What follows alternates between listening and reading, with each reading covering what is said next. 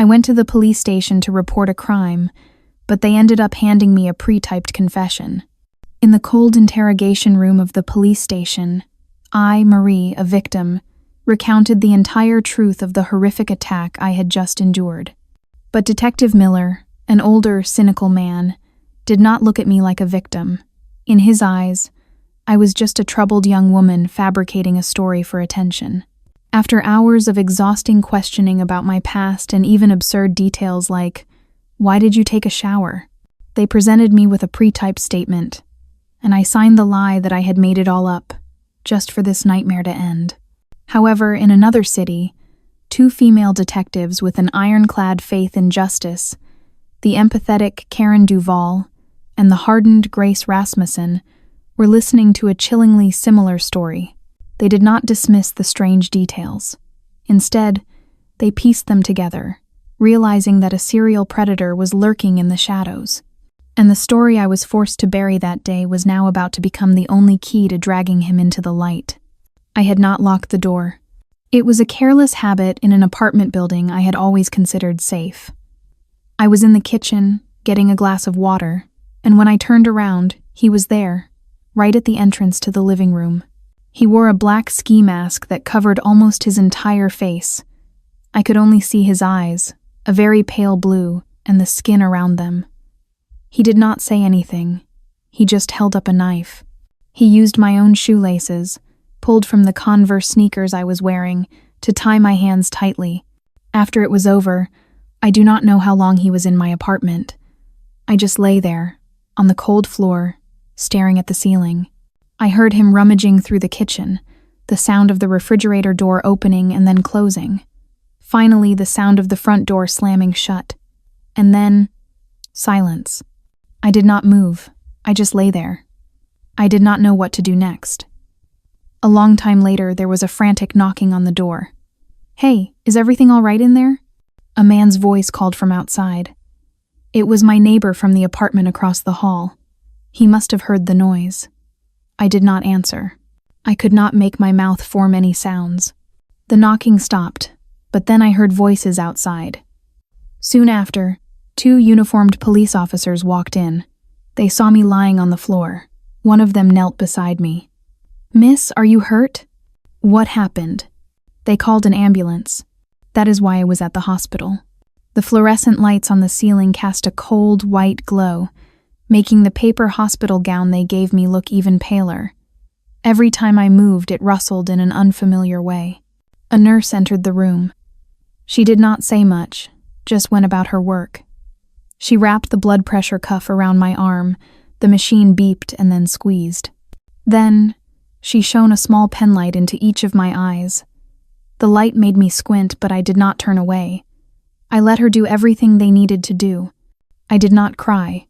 I just sat silently on the edge of the bed, feeling the cool sheet beneath me. I knew what they expected. Tears, maybe screaming, but inside me there was nothing. Just a terrifying emptiness. It was as if I had floated out of my body and was standing in the corner of the room, looking down at a girl sitting on a hospital bed. I felt my hands being squeezed. I saw the light shining in my eyes, but those sensations were not mine. My body was here, but my mind was not. When she was finished, the nurse wrote something on a clipboard. "We need to draw some blood for tests," she said, still not looking at me. Then she paused for a moment, as if remembering a required procedure. "Do you want to call someone?" I stared at the opposite wall, at a small crack near the floor. I just shook my head. After the hospital, a police car took me to the station. I sat in the back seat, looking out the window but not really seeing anything. They led me into a small, windowless room. There was only a metal table and 3 hard plastic chairs. The air in here was even colder than at the hospital. A young police officer, who looked only a few years older than me, sat across from me. He opened a new notebook, placed his pen on it. "Just take your time," he said, his voice trying to be reassuring. "Tell me everything you remember." And so I told him. I described everything mechanically, as if I were reading a report rather than recounting something that had just happened to me. The man in the black ski mask. His eyes were pale blue. the worn pattern on his jeans, and the way he used my own shoelaces to tie my hands. I spoke clearly, without stumbling over a single word, my voice steady and unchanging. I saw him stop writing. He looked up at me. His eyes no longer held the same sympathy as before. There was a hint of hesitation, of scrutiny. He asked, his voice slightly faltering, "Are you sure he used your shoelaces? That detail is a bit strange." I nodded. "I am sure." I tried to cling to the details. They were the only real things in this mess. But I saw his look. My focus was misinterpreted as detachment. The clarity of my account was seen as a sign of a well-rehearsed story. The young officer did not ask many more questions. A little while later, my foster mother arrived to pick me up. She hugged me tightly in the lobby of the police station. On the way home, she did not say anything, just held my hand. The next morning, as we were eating breakfast, the doorbell rang. It was 2 police officers, but not the young one from the day before. The one in the lead was an older, tired-looking man. He introduced himself as Detective Miller. He did not look at me, but at my foster mother. "We need to ask the young lady a few more questions," he said. My foster mother invited them in. She told me to sit on the sofa, then she sat right beside me, placing a protective hand on my shoulder. Detective Miller did not sit.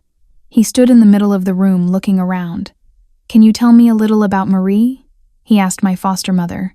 "What is her personality like?" "She is a good kid," my foster mother answered immediately, her hand tightening on my shoulder. "Quiet, but a good kid." Miller nodded slowly, as if he did not really believe her. He turned to me. "Marie, could you go to your room for a minute? We need to speak with your foster mother privately." I looked at my foster mother. She nodded for me to go. I stood up and went to my room. The door did not click shut. It was left slightly ajar.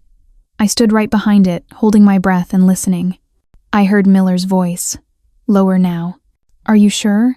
Have there been any problems lately? Any unusual behavior?" There was a pause. Then I heard my foster mother's voice, also a whisper. "Well, she has had a difficult past. She was in a few foster homes before she came here. She is a complicated kid. Sometimes she does things for attention." I stood there, behind the door. Every word she said reached me. Complicated kid. Does things for attention. Those were not words of comfort. They were accusations. The person who was supposed to protect me had just given them a reason not to believe me. She had just helped them build the first wall. The next day, they asked me to return to the police station. This time, they did not take me to the small room from before. They led me to a real interrogation room, like in the movies. There was a large mirror on one wall. Detective Miller was already sitting there, along with another, younger man. On the table between them was a file folder. I sat in the chair opposite them. No one spoke for a moment. Miller just looked at me, then he opened the file. "We spoke with your foster mother," Miller began, "and we also reviewed your initial statement. A few things do not add up." He did not ask about the attacker. He only asked about me. "It says here you took a shower right after the incident," Miller said, his eyes fixed on the page. "Why would you do that? Who does that?" "I felt dirty," I answered, my voice a whisper. He did not write that down. The younger colleague, who had not said a word until then, spoke up. "Yesterday you told the first officer that the suspect was about 6 feet tall. But today, your foster mother said you told her he seemed shorter. So which is it, Marie?" My mind went blank. The details began to blur, to overlap. I did not know what to say. Miller looked directly at me. "Do you have a boyfriend? Named David, is that right? Have you two had a fight recently?" "That is not relevant," I said, my voice starting to tremble. "Is it not?" he asked, his tone challenging. He leaned forward, lacing his fingers together on the table. "Or were you with David, things went a little too far, and now you regret it?" He fell silent. They were no longer searching for the truth. They were telling me a different story, one they had written themselves. They were painting a picture of me, a troubled young woman who sought attention, who might be lying to get back at her boyfriend. And the terrifying thing was, As they kept repeating that story with such cold certainty, that false picture began to seem more plausible than my own painful truth. They kept me there for hours. The same room, the same metal table, the same repeated questions. Miller's colleague would leave, then return. The light from the fluorescent bulb started to hurt my eyes. My mind was empty. The details of the attack began to fade, replaced by their accusations, their faces. Then, late at night, when I could barely keep my eyes open, Miller changed. He motioned for his colleague to step out. It was just him and me. He no longer sat opposite me, but pulled a chair closer, sitting beside me, like a father talking to his daughter. His voice was no longer harsh, but strangely soft. "Marie," he began, his voice low and seemingly sincere, "we just want to help you.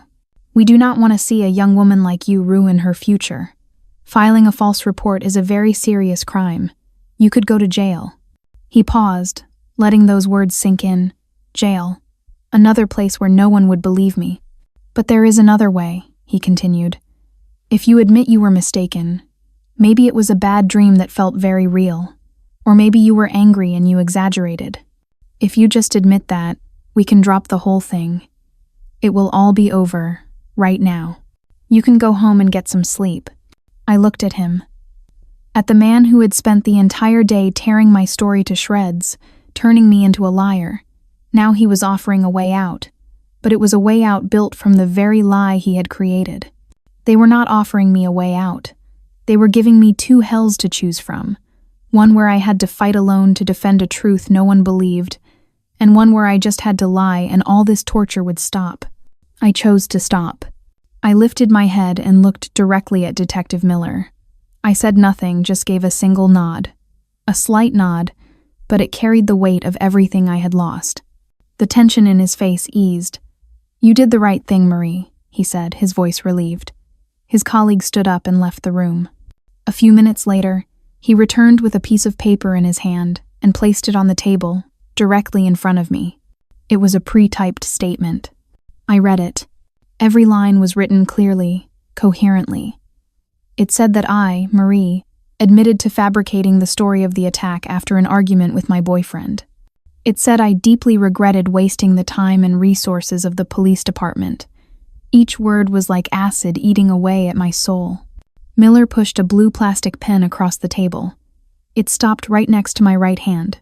I picked it up. My hand was shaking. In that moment, I did not just confess to a lie. I killed a part of myself. The part that had believed in justice. The part that had believed the truth would always be protected. I signed my name.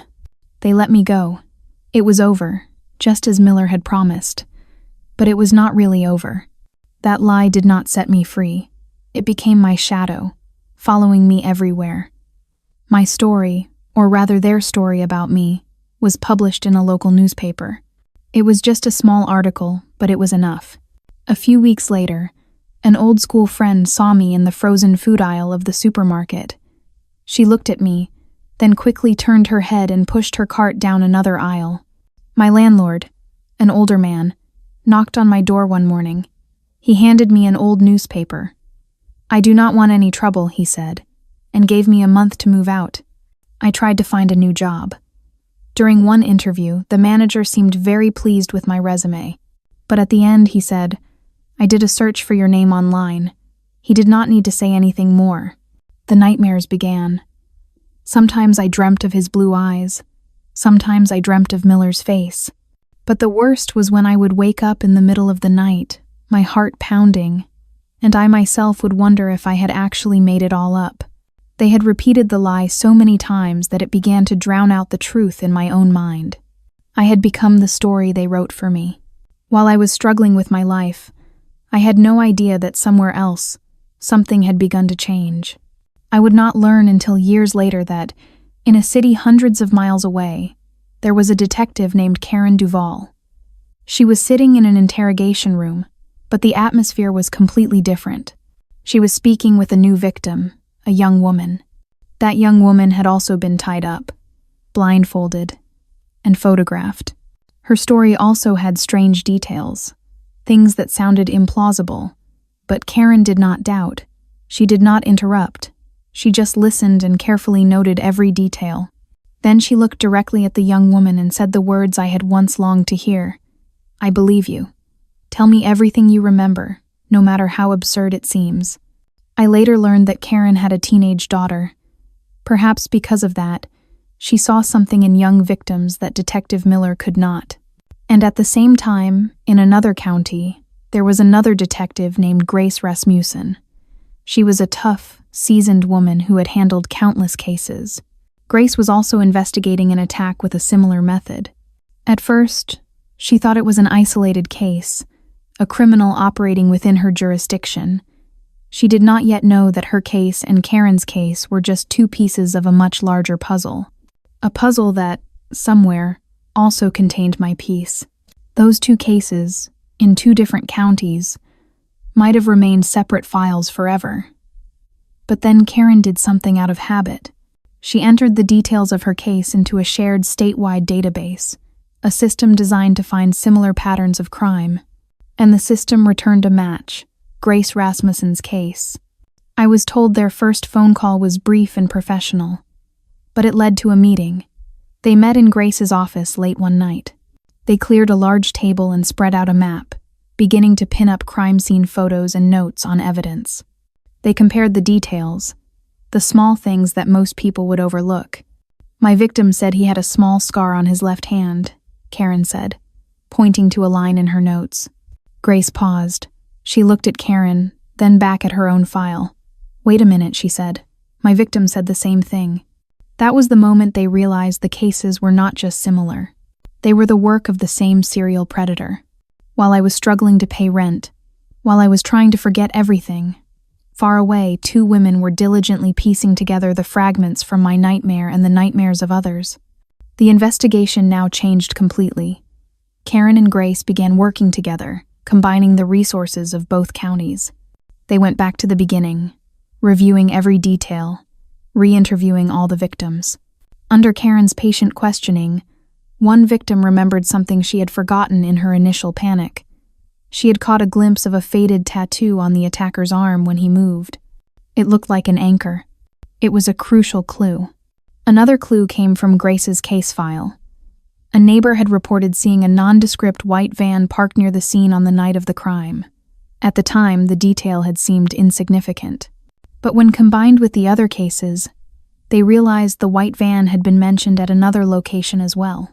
An anchor tattoo and a white van. It was not much, but it was a start. They began the long, arduous process of sifting through thousands of records of individuals with prior offenses, searching for anyone connected to that tattoo or who owned such a vehicle. After weeks of screening files and surveillance, they finally found a name. A man with a minor criminal record, who owned a white van and had a faded anchor tattoo on his arm. Early one morning, before the sun had fully risen, police swarmed a normal-looking house in a quiet suburb. They arrested the suspect while he was still asleep in his bed. He was not a monster lurking in the shadows. He was an ordinary-looking man, a friendly neighbor everyone greeted each day. The decisive evidence was on his computer. They found a horrific collection of photos. An encrypted folder contained images of dozens of victims, including some who had never reported to the police. And then, the truth knocked on my door, not with a loud bang, but with the ring of an old telephone. I was in my shabby rented apartment, eating instant noodles for dinner alone. The phone rang. It was an unknown number. When I answered, there was a short silence on the other end. Then a familiar voice spoke, a voice I had tried to forget for years. "Marie, it is me, Miller." His voice no longer had the confidence or harshness I remembered. It was trembling. I said nothing. I just stood there, listening. "We got him," he continued, his voice halting. "His name is Mark O'Leary. He confessed to everything. And Marie." He stopped, taking a deep breath. "We found your picture on his computer. I am truly sorry." I was still holding my fork. My entire world stood still. I did not cry. I did not scream. I just set the fork down on the table. For the first time in years, I felt the shadow that had always followed me disappear. Not because I was happy, but because finally, I no longer had to carry its weight alone. A few weeks after that call, Karen Duvall called me. She asked if I would like to meet her and Grace. We met at a small coffee shop, a quiet place tucked away in an alley. They were already there, sitting at a table near the window. When I arrived, they both stood up. We sat there for almost an hour. They did not ask me a single question about the case. They did not ask me to recount anything. We talked about normal things. The weather, my job, the evening class Grace was taking. Before we left, Karen looked at me. There was no pity in her eyes, only understanding. "We are so sorry for what you went through," she said. "Not just with him, but with us, with the system." That was all I needed to hear. I nodded. There were no cameras, no lawyers, no pre-typed statements. Just 3 women, and a truth that was finally shared. The compensation check from the city arrived a few months later, in a long white envelope. It was a large sum of money, an official acknowledgement that they had been wrong. I did not spend it right away. I put it in a drawer and left it there. This morning I stood in front of a new building. It is the community college downtown. I just registered for a class. I am holding the enrollment paper in my hand, not the check. I look at the glass doors in front of me, watching other students walk in and out. I am looking forward. They tried to erase my story, and for a long time I let them. But the truth has a strange vitality. It can be buried, twisted, but it never truly dies. My story was not about a lie. It was about a truth that had to wait a very long time to be heard.